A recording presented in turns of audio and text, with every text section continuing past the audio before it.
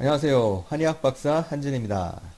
일단 숨을 들이마시고 호흡을 잠시 멈춘 후 큰 소리와 함께 무서운 속도로 침방울이 멀리 분사되는 것이 기침의 작동 원리입니다. 기침의 분사 속도는 시속 100km가 넘습니다. 따라서 침방울로 전염되는 감염성 호흡기 질환, 코로나 바이러스 감염병 포함해서요. 전파 속도가 빠른 이유죠. 그래서 나뿐만 아니라 다른 사람의 건강을 위하여 마스크 착용이 필수인 것입니다.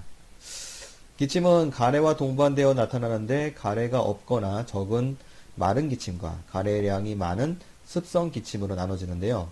염증에 따라 가래의 양과 색이 달라지는데 가래는 기관지 점막의 물질과 외부 이물질, 세균 등이 합쳐진 형태란 것을 감안한다면 기침은 기관지의 청소가 주된 목적임을 알 수 있습니다. 필터의 용량을 초과하여 청소가 되지 않으면 호흡기 병이 더 심각해지는 상황이 발생할 것입니다. 그러면 기침 가래를 유발하는 다양한 질환에 대해서 알아보겠습니다. 기침을 가장 많이 유발하는 질환은 급성 호흡기 감염증, 즉 감기일 것입니다. 그 다음으로는 비염이 다수를 차지합니다. 발열을 동반하지 않을 뿐 비염은 코감기와 증상면에서 큰 차이가 없죠.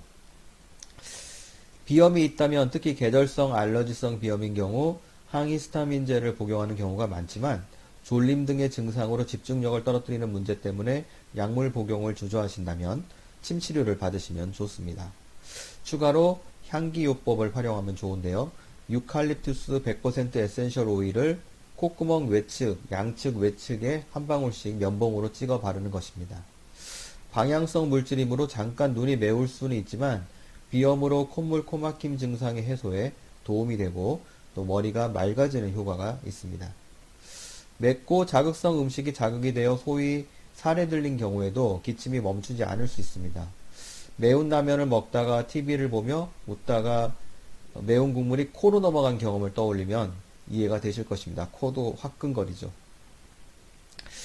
후두염, 기관지염, 편도선염이 심한 경우에도 기침을 하게 되는데 이런 경우 바이러스보다는 세균 감염이 원인인 경우가 많습니다. 38도 이상의 고열과 목이 부어서 음식물이나 물을 삼키기도 힘든 경우라면 세균 감염이 확률이 더 크기 때문에 항생제를 단기간 복용하시면 도움이 될 것입니다.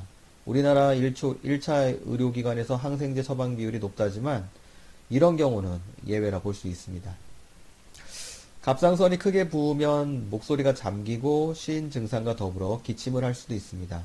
이는 다른 장기에 의해 기도나 기관이 압박을 받아 유발되는 경우인데 기흉과 횡격막 상승을 그 예로 들 수가 있죠. 심장의 좌심실의 기능 저하가 원인으로 기침을 하기도 합니다. 이를 심장성 천식이라고 부르는데 이것이 방치되고 악화되면 폐부종 혹은 폐수종을 일으킵니다. 폐부종은 산소와 이산화탄소의 가스 교환이 일어나야 할 폐포에 체액이 고여 호흡곤란을 유발하는 질환인데 기침과 호흡곤란이 심해지면 실신을 하거나 생명을 위협할 수도 있는 질환입니다. 물에 빠지지 않았는데 익사할 수 있는 상황인 것이죠. 히스테리나 노이로제 등 정신적 문제로 기침을 하는 경우도 있고 역류성 식도염이 원인이 되어 역류한 위산과 음식물 찌꺼기가 후두를 자극하여 염증을 유발하면 역류성 후두염을 유발하고 이로 인해 기침을 하기도 합니다. 모관이 항상 건조하고 목소리가 잘 쉬고 잘 안 나오고 이물감과 음식을 먹을 때 연화작용이 잘 안 됨을 느낄 수도 있죠. 급성 후두염은 어린 아이들이 잘 걸리는 질환인데 목소리 변화가 나타나지만 마른 기침이 개가 짖는 듯한 양상으로 나타납니다. 고열과 동시에 몸에 발진이 나타날 수 있는데요. 아이들에게는 응급 상황이기 때문에 더 큰 의료기관에서 치료를 받는 것이 좋습니다. 소화불량 환자들은 식사 후 기침을 자주 할 수도 있는데 이는 위와 장에 분포된 신경이 자극되어 나타난 반응입니다. 소화력이 좋아지고 복부 불편감이 사라짐과 동시에 기침도 줄어드는 경향을 보이죠.